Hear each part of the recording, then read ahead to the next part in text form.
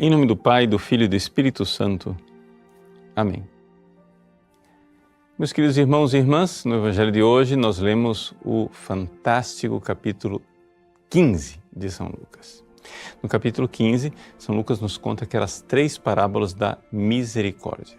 Ou seja, a parábola da ovelha perdida, a parábola do dracma perdido e a parábola do filho perdido, também conhecida como parábola do filho pródigo.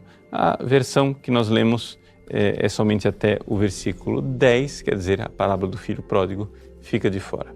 Mas para nós entendermos essas parábolas da misericórdia, é necessário nós colocarmos o contexto no qual Jesus conta essas parábolas, e o contexto é a verdadeira chave de leitura para a misericórdia. Veja só, Jesus aqui ele é acusado pelos fariseus. Os fariseus dizem assim: este homem acolhe os pecadores e faz refeição com eles. O que quer dizer isso?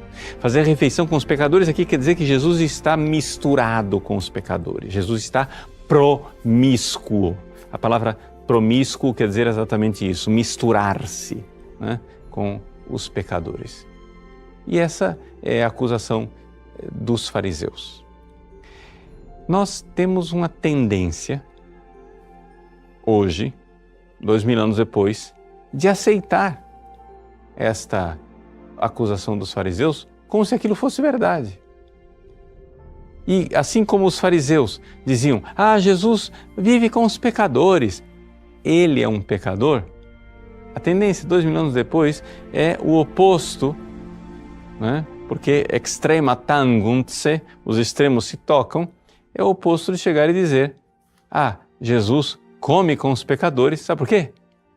Porque não é pecado. Nada é pecado.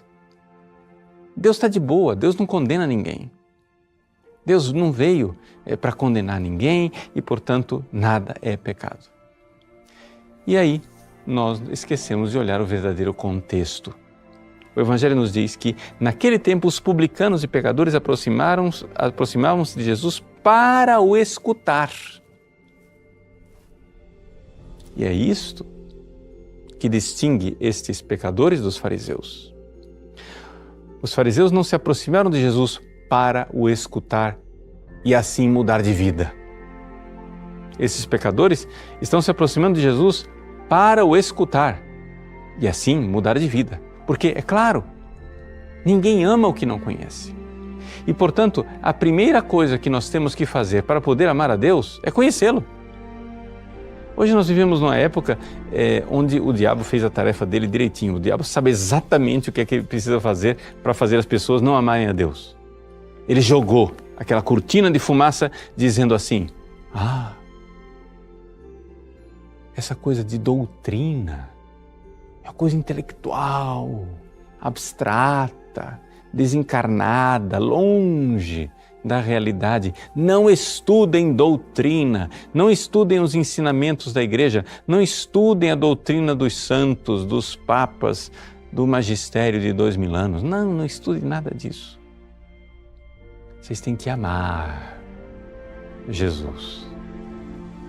Só acontece o seguinte: já que você não estuda a doutrina, você cria um Jesus na sua cabeça que não é o Jesus verdadeiro.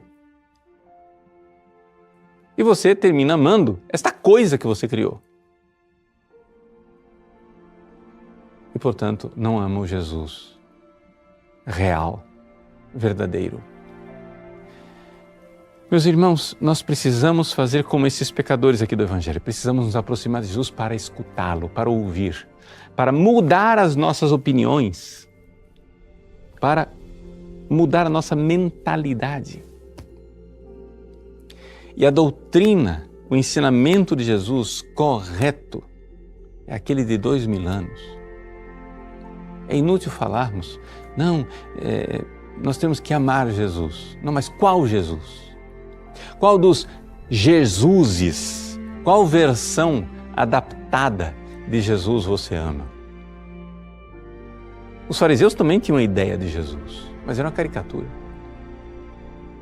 Como hoje muitas pessoas têm ideias de Jesus, mas é uma caricatura. Para nós sabermos quem é Jesus, precisamos conhecê-lo como Filho de Deus, segunda pessoa da Santíssima Trindade, que se fez homem, se encarnou e morreu na cruz para nos redimir, chamando com a sua graça para a santidade e a transformação de vida. Nós precisamos participar e pertencer ao seu corpo, que é a única, santa, católica e apostólica igreja.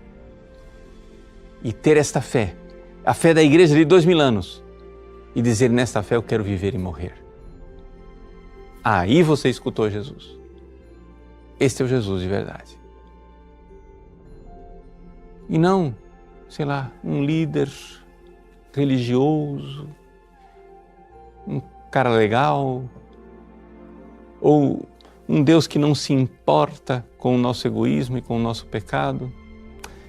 Um Deus que não se importa com o nosso egoísmo, com o nosso pecado, não morreria na cruz para nos livrar do egoísmo do pecado. Então vamos lá, coragem. Façamos conta aqui, aproximavam-se de Jesus para o escutar. E aí, sim, alcançaremos misericórdia. Deus abençoe você. Em nome do Pai, e do Filho e do Espírito Santo. Amém.